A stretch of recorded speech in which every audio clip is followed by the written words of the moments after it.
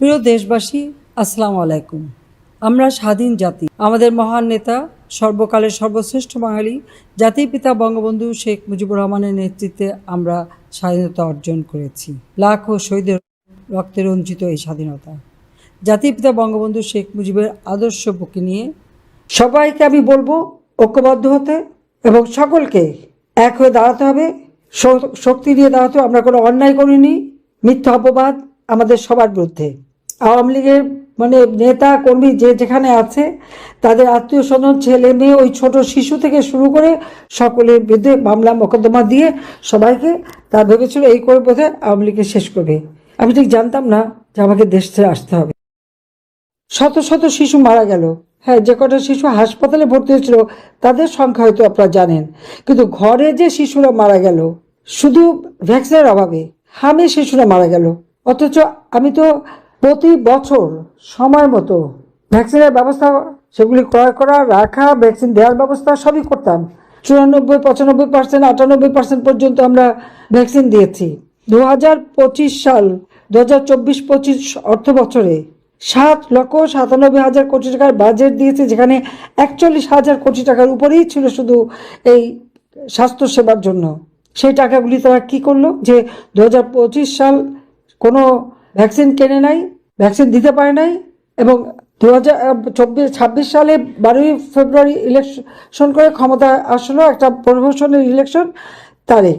তা আমি ইউনূস, তার সেই উপদেষ্টা নূরজাহান এবং তারেক, তিনজনকে আমি জিজ্ঞেস করতে চাই যে কেন এই ভ্যাকসিন দেওয়া হলো না। কারণ ক্ষমতা আসার পরে তার খোঁজ নিতে হবে না যে এই শিশুরা, তাদের তো নিয়মিত ভ্যাকসিন দিতে হয়, ফেব্রুয়ারি মাস হয়ে গেছে, কেন তারা ভ্যাকসিন পায়নি বা পাবে না, কেন, কী অবস্থায় আছে, সেসব হিসাব তাদের নাই, সেসব হিসাব নাই। এই টাকাগুলি সব মেরে খেয়ে গেছে। আবার প্রকৃত অবস্থা যেটা ছিল, তথ্যের ব্যাপারে তথ্য চুরি করার অভ্যাস, এটা তো ইউনূসের সবসময় আছে। সেটা আমাদের করা কাজের, সেটাকে আবার চুরি করে নিজের কাজের নিজের নামে চালিয়ে দেওয়া। যেখানে 2025 সালে মাত্র 59% শিশু তারা যেটুকু ভ্যাকসিন ছিল সেটুকু পেয়েছে, আর সেখানে এখন দেখাচ্ছে অনেক বড় করে সংখ্যা করে দেখাচ্ছে। একটা মিথ্যা কথা বলার একটা সীমা থেকে কোনো সীমা নাই। আজকে সার নাই, বিদ্যুৎ নাই, গ্যাস নাই, পানি নাই, কিছু নাই, একটা কাজে পারদর্শিতা দেখাচ্ছে। পারদর্শিতা কিসে? অত্যাচার, নির্যাতন, খুন খারাপি, অগ্নিসংযোগ, লুটপাট। আমার খালি প্রশ্ন এটাই, ওদের কি মা বাবা নাই, ওদের সন্তান নেই, ওদের ভাই বোন নেই, ওদের কেউ নেই? ওরা অন্যের উপর এভাবে নির্যাতন করে কিভাবে? তাদের পাশবিক অত্যাচার, নির্যাতন সীমা ছাড়িয়ে গেছে। মেয়েদের উপরে নির্যাতন, এমনকি কারাগারে নিয়ে সেখানে নির্যাতন। এই যে আওয়ামী লীগের নেতা গ্রেপ্তার করে নিয়ে গেছে, তার চিকিৎসা পর্যন্ত হতে দেয়নি। জেল থেকে বের হওয়া মানে কি, হওয়ার সাথে সাথে মারা গেছে। তার মানে যখন ভেবেছে যে মারা যাবে তখনই ছেড়ে দিয়েছে। এ পর্যন্ত 150-র উপর আমাদের নেতা কর্মীকে যে কারাগারে সেই জেল হত্যা করেছে তারা। মৃত মানুষের হাতে হাত করা মুক্তিযোদ্ধা, মন্ত্রী, তাকে পর্যন্ত চিকিৎসা দেয়নি, চিকিৎসা দেবে না। আওয়ামী লীগ হলে দেবে না। কেন আওয়ামী লীগ হলে দেবে না? আওয়ামী লীগ সংগঠন 1949 সালে গড়ে উঠেছিল বলেই আজকে সারা বাংলাদেশের এত বড় বড় পদ তারা পাচ্ছে। আওয়ামী লীগ যদি দেশ স্বাধীন না করতো তাহলে কোনো পদ পেত? তাহলে কোনো নাম ডাক পেত? পাসপোর্ট পেত? পাকিস্তানিদের পদতলে থাকতে হতো। কি দুর্ভাগ্য আমাদের যে এই জায়গায়, যে এই রংপুরে প্রায় 200-র ওপর মেয়েকে পাকিস্তানি হানাদার বাহিনীর হাতে তুলে দিয়েছিল।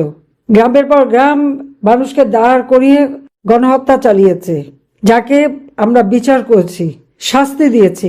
ইউনূস ক্ষমতা এসে তাদেরকে ছেড়ে দিয়েছে। মুক্তিযোদ্ধার গলায় জুতার মালা পরায়, আর এই রাজাকার আলবদর আলসাম, যে পাকিস্তানি আনাদার বাহিনীর দোসর, তাদের গলায় ফুলের মালা দেয়। এর থেকে ধৃষ্টতা আর কি থাকতে পারে? এর থেকে কষ্টের আর কি থাকতে পারে? আমরা বিচার করেছি, কিন্তু এখন কি হচ্ছে? কোনো আইনের শাসন নাই, বিচার নাই, কিচ্ছু নেই। চিফ জাস্টিস থেকে শুরু করে জজদের যদি লাঠি সোটা, অস্ত্র, রামদা, চাইনিজ কুড়াল নিয়ে পদ থেকে বাধ্য করা, সে দেশে আর বিচার ব্যবস্থা থাকে না। যে কোর্টে যুদ্ধাপরাধী দিয়ে বিচার হয়েছে সেই কোর্টে আমাদের বিচার করে। হত্যা মামলা, আমি 1400 নাকি হত্যা করেছি, কেন আমি 1400 মানুষকে হত্যা করতে যাবো? একটা প্রমাণ দেখাতে পারবে? পারবে না। মামলা দেওয়ার সাথে সাথে মামলা রায় হয়ে যাচ্ছে, এটা হলো তাদের ট্যাকটিস। এটা ইউনূসের পরিকল্পনা। কারণ ইউনূস নিজে তো লেবারদের অর্থ আত্মসাৎ করছে, শ্রমিকের অর্থ, তার নিজের কোম্পানি শ্রমিকদের অর্থ আত্মসাৎ করে শ্রমিকদের করা মামলায় তার শাস্তি হয়েছে। যে লোকটা শ্রমিকদের করা মামলায় সাজাপ্রাপ্ত আসামি, সে আসছে ক্ষমতায়। আর এখন যিনি আছেন তার তো মানে গুণের আর শেষই নাই। কারণ জুয়া খেলতে যেয়ে ধরা পড়েছিল সিঙ্গাপুরে, তারপর ধরা পড়লো তার দুর্নীতি। আমাদের না, আমেরিকায় FBI, আমেরিকার গোয়েন্দা সংস্থা, তারা এসে সাক্ষী দিয়ে গেল তারেকের বিরুদ্ধে।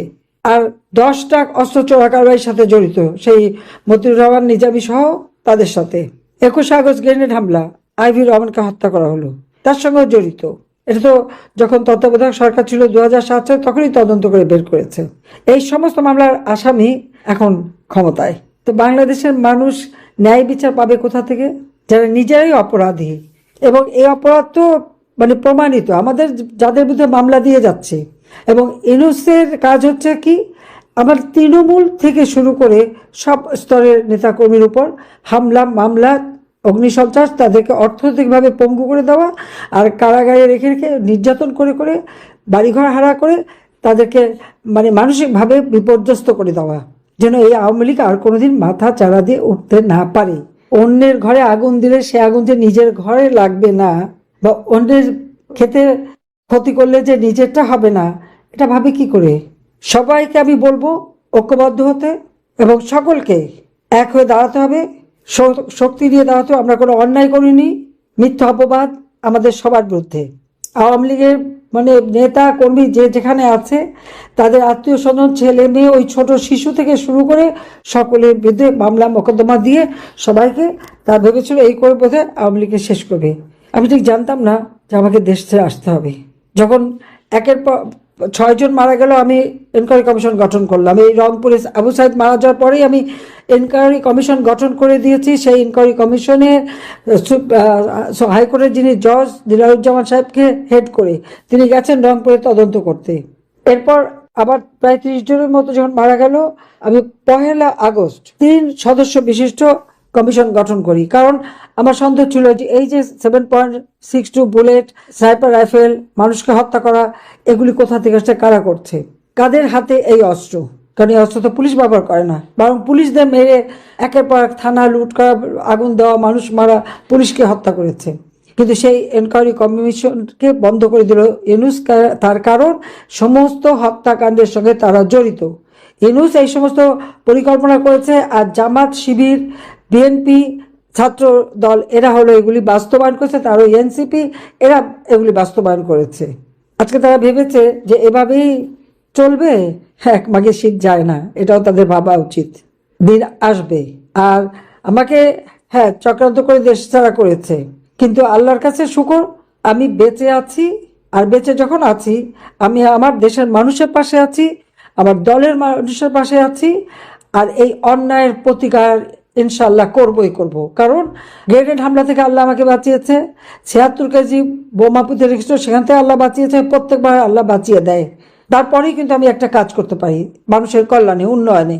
21 আগস্ট গ্রেনেড হামলার পর এই বাংলাদেশকে 2009 সাল থেকে 24 সাল পর্যন্ত দেশকে আমরা সার্বিকভাবে উন্নতি করেছি। প্রত্যেকটা মানুষ শান্তিতে ছিল, নিরাপদে ছিল, সন্ত্রাস দমন করেছি, মানুষের জীবনে শান্তি নিরাপত্তা দিয়েছি, নিরাপদে চলতে পারতো, শান্তিতে ঘরে ঘুমাতে পারতো। এখন তো ঘরেও ঘুমানোর উপায় নাই, শান্তিতে চলা তো দূরের কথা, নিরাপদ নেই। একটা পর একটা নারী শিশু নির্যাতন, অনবরত খুন খারাপি, ডাকাতি, চুরি, প্রত্যেক দিন। এমন কোনো দিন নাই দিনে বোধহয় 10টা 12টা করে খুন হচ্ছে এই বাংলাদেশে। কই আওয়ামী লীগ আমলে তো এটা ছিল না? আমরা মানবাধিকার সংরক্ষণ করেছি, কিন্তু আমাদের বিরুদ্ধে অপবাদ। ইউনূসের সেই ইউনূস সেন্টারটা হচ্ছে কাশিমবাজার কুঠি, ওখানে বসে যত রকমের মিথ্যা অপবাদ ছড়ানো হয়, মিথ্যা রটনা করা হয়, সেখান থেকে যা তৈরি করে আন্তর্জাতিকভাবে সেইগুলি দেয়। এটাই হচ্ছে তাদের কাজ। কিন্তু সত্যের জয় হবেই হবে। কাজে আমি সবাইকে বলবো যে যে স্পিরিট সবার মধ্যে দেখলাম, যে মনোবল দেখলাম, আমি সবাইকে ধন্যবাদ জানাই, স্যালুট জানাই। এই মনোবল নিয়ে আওয়ামী লীগের প্রত্যেকটা নেতা কর্মী প্রতিটি এলাকায় যেন ঐক্যবদ্ধ থাকে, যাতে আবার বাংলাদেশটাকে আমরা উন্নত, সমৃদ্ধ, সোনার বাংলাদেশ হিসেবে গড়ে তুলে জাতির পিতা বঙ্গবন্ধু শেখ মুজিবের স্বপ্ন বাস্তবায়ন করতে পারি। ইনশাআল্লাহ আমরা তা করতে পারবো। আমার তৃণমূল থেকে শুরু করে সব স্তরের নেতাকর্মীর উপর হামলা, মামলা, অগ্নিসন্ত্রাস, তাদেরকে অর্থনৈতিকভাবে পঙ্গু করে দেওয়া, আর কারাগারে রেখে রেখে নির্যাতন করে করে, বাড়িঘর হারা করে তাদেরকে মানে মানসিকভাবে বিপর্যস্ত করে দেওয়া, যেন এই আওয়ামী লীগ আর কোনোদিন মাথা চাড়া দিয়ে উঠতে না পারে। অন্যের ঘরে আগুন দিলে সে আগুন যে নিজের ঘরে লাগবে না, বা অন্যের খেতে ক্ষতি করলে যে নিজেরটা হবে না, এটা ভাবে কি করে? সবাইকে আমি বলবো ঐক্যবদ্ধ হতে এবং সকলকে এক হয়ে দাঁড়াতে হবে, শক্তি দিয়ে দাঁড়াতে হবে। আমরা কোনো অন্যায় করিনি, মিথ্যা অপবাদ আমাদের সবার বিরুদ্ধে। আওয়ামী লীগের মানে নেতা কর্মী যে যেখানে আছে, তাদের আত্মীয় স্বজন, ছেলে মেয়ে, ওই ছোট শিশু থেকে শুরু করে সকলের বিরুদ্ধে মামলা মোকদ্দমা দিয়ে সবাইকে, তার ভেবেছিল এই করে বোধহয় আওয়ামী লীগকে শেষ করবে। আমি ঠিক জানতাম না যে আমাকে দেশ ছেড়ে আসতে হবে। শত শত শিশু মারা গেল। হ্যাঁ, যে কটা শিশু হাসপাতালে ভর্তি হয়েছিল তাদের সংখ্যা হয়তো আপনারা জানেন, কিন্তু ঘরে যে শিশুরা মারা গেল শুধু ভ্যাকসিনের অভাবে, হামে শিশুরা মারা গেল। অথচ আমি তো প্রতি বছর সময় মতো ভ্যাকসিনের ব্যবস্থা, সেগুলি ক্রয় করা, রাখা, ভ্যাকসিন দেওয়ার ব্যবস্থা সবই করতাম। 94, 95%, 98% পর্যন্ত আমরা ভ্যাকসিন দিয়েছি। 2025 সাল, 2024-25 অর্থ বছরে 7,97,000 কোটি টাকার বাজেট দিয়েছে, যেখানে 41,000 কোটি টাকার উপরেই ছিল শুধু এই স্বাস্থ্য সেবার জন্য। সেই টাকাগুলি তারা কি করলো যে 2025 সাল কোনো ভ্যাকসিন কেনে নাই, ভ্যাকসিন দিতে পারে নাই, এবং 2024। সবাইকে ধন্যবাদ।